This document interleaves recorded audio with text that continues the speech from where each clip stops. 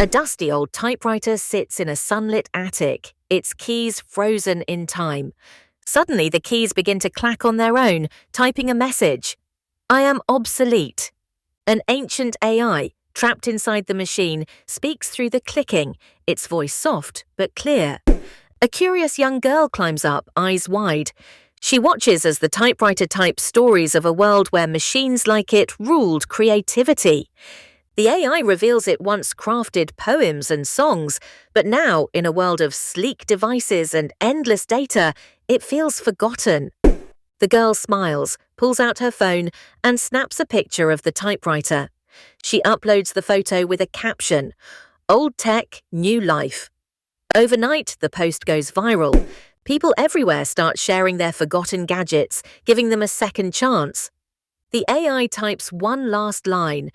Maybe evolving means not replacing, but remembering. The camera lingers on the typewriter as it gently clicks a happy rhythm. In a world rushing toward the future, sometimes the magic is in the pause between old and new, human and machine, forgotten and reborn.